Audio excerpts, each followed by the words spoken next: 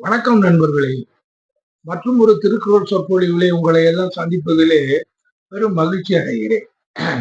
இப்போ நம்ம 118வது குறள் பார்த்ததற்கு பின்னால இந்த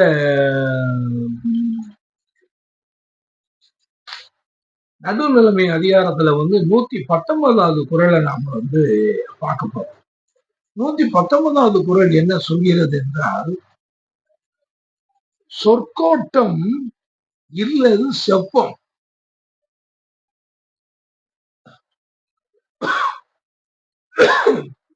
ஒரு தலையாய்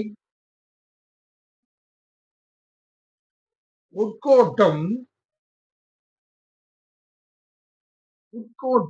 இன்மை பெறின்.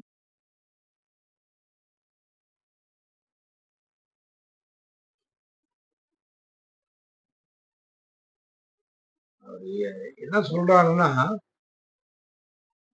சொற்கோட்டம் இல்லது செப்பம் ஒரு தலையாய் உட்கோட்டம் இன்மை பெறின்.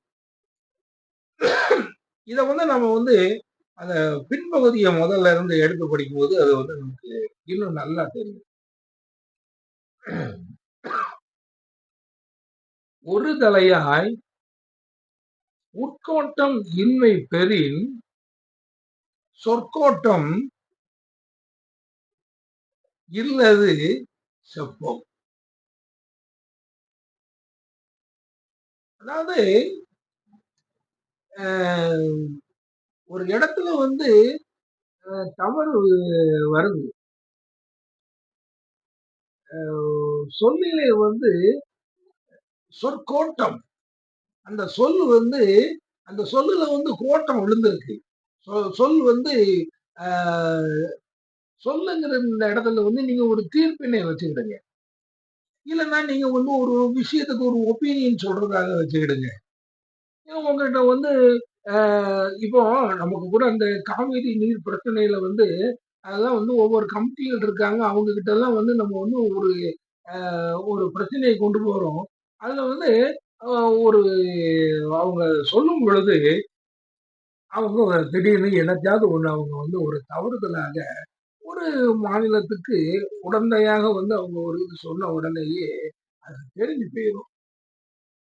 அந்த சொற்கோட்டம் எப்படி வருதுன்னா, அதுக்கு முன்னாலேயே அந்த ஒரு தலையான உட்கோட்டம் உள்ளுக்குள்ள வந்துடும். அந்த உள்ள கோணல் ஆயிடும். அதுக்குள்ள நம்முடைய மனதுல நாம கண்டிப்பா அப்படி இருக்கிறாங்க. அந்த மாதிரி இந்த காவிரி பிரச்சனை இருக்குன்னா அப்படிலாம் நிறைய முன்னாலெல்லாம் அந்த மாதிரிலாம் வந்திருக்கு. அந்த மாதிரிலாம் தீர்ப்புகள்லாம் வந்திருக்கு. அப்போ இவங்க ஒரு முன்னாலே ஒரு ஏற்பாடு பண்ணி அதுல அவங்க ஒரு முடிவு எடுத்துக்கிட்டு அந்த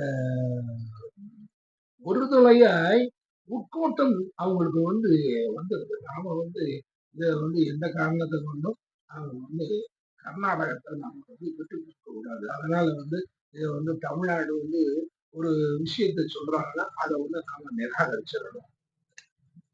இப்ப இன்னும் சமீபத்துல இந்த ஒரு இன்னொரு ஒரு அணை கட்டணும் அப்படின்லாம் அந்த பிரச்சனைகள்லாம் அப்படி இந்த மாதிரி பிரச்சனைகள்ல ஏற்கனவே நம்முடைய உள்ளத்துல ஒரு முடிவு எடுத்துக்கிட்டாச்சுன்னா நம்முடைய சொல்லுல அந்த வார்த்தை தான் வரும். அது இந்த உள்கோட்டம் சொற்கோட்டம் ஆகிடும். அந்த வார்த்தையில தெரிஞ்சு போயிடும். ஆஹா, இவன் நெஞ்சில ஏற்கனவேயும் மனதுல ஒரு முடிவு எடுத்துச்சு. அதுக்கப்புறம் இத பேசுனாங்க. அப்படி ஒரு நீதிபதியா இருக்கிறவர் ஒரு நீதிய அந்த இத எப்படி நீதி செலுத்த வேணும் அப்படி செய்யாம ஒரு காரியத்துல ஒருத்தரை விடுதலை பண்றாரு. ஆனா இந்த இடத்துல அந்த உட்கோட்டம் இன்மை, அந்த உட்கோட்டம் உடம்புக்கு உள்ள நம்முடைய மனதுக்குள்ள அந்த முடிவை மாற்றி நாம தீர்மானிச்சது. அதை தீர்மானிச்சதுனால சொற்கோட்டம் இல்லது செப்பம்.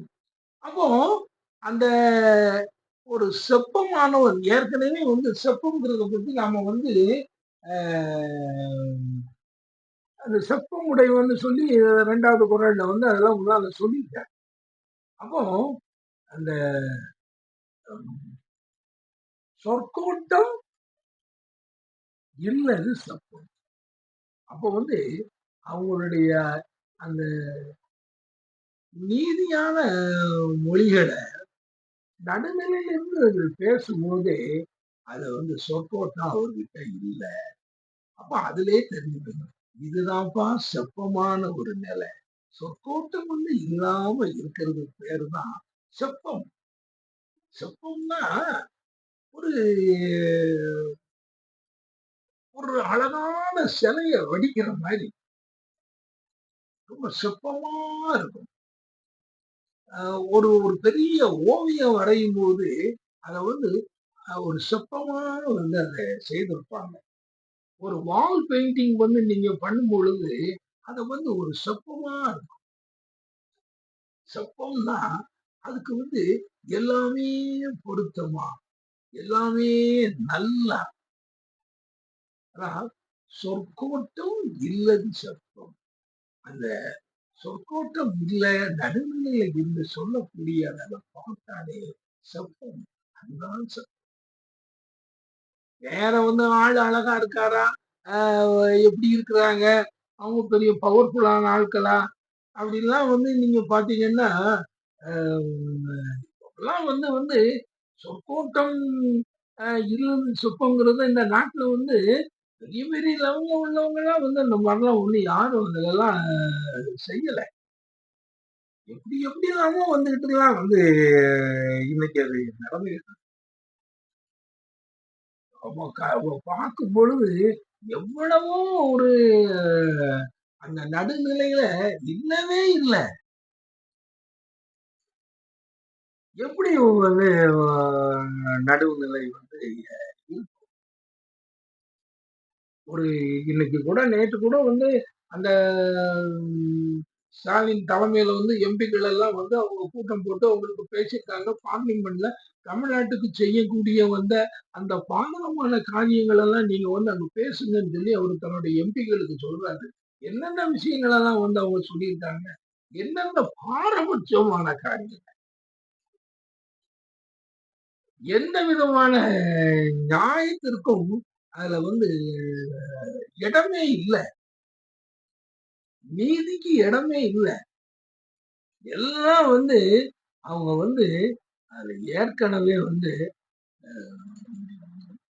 அந்த ஒரு தலையாய் உட்கோட்டம் உள்ளத்துல வந்து இருக்கு. அத வந்து ஏற்கனவே தீர்மானிச்சிருக்கிறாங்க. அதுல தீர்மானிச்சு அந்த சொற்கோட்டம். அதனால வந்து எதுவாவது வந்து நமக்கு ஒரு சொப்பமா வந்து தெரியல. நம்ம தமிழ்நாட்டுக்கு வந்து அந்த மத்திய சர்க்கார்ல இருந்து நடக்கக்கூடிய காரியங்கள் எல்லாம் பார்க்கும்போது அது நமக்கு வந்து செப்பமா தெரியுதா?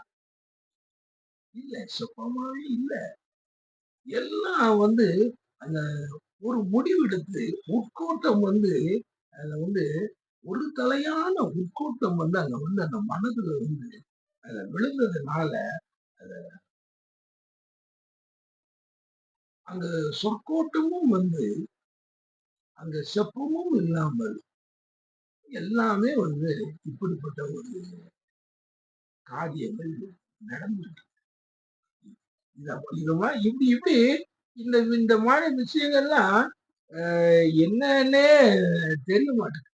இது எப்படி போய் வந்து நம்ம வந்து சரி பண்ண இப்படி வந்து வள்ளுவர் வந்து இந்த மாதிரி வந்து இந்த நீதிக்கு வந்து நம்ம தலை வணங்கணும்னு சொல்லி அந்த நீதி வந்து எப்படிலாம் வந்து செய்யணும் அப்படின்னு எவ்வளவோ வந்து சொன்னாலும் கூட எந்த காரியமுமே வந்து நீதிக்கு புறம்பாகவே எல்லாமே நடந்தது. அவர் வந்து இதைத்தான் அவர் சொல்றார். சொற்கோட்டம் இல்லது இவ்வளவுதான் வந்து சொல்ல முடியும். இதுக்கு மேல வந்து அ எப்படி சொல்ல? இப்படிலாம் வந்து நடந்துகிட்டு இருக்கே அப்படிங்கிறத நம்ம எப்படி சொல்ல? இத இன்னைக்கு நேற்று இல்ல. அன்னைக்கே வந்து அத சொல்லிட்டாங்க. இதுகளை எல்லாம் நம்ம வந்து எப்படியாவது போக்கணும். அதுகளுக்கு உள்ள வழிகள வந்து நாம பார்க்கணும். சரி நண்பர்களே, நம்ம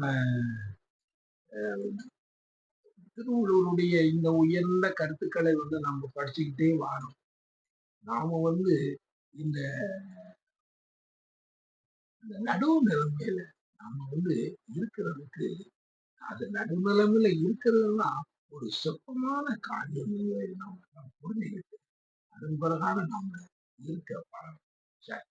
மீண்டும் உங்களை அடுத்த குரலில் சந்திக்கிறேன். அதுவரை வணக்கம்.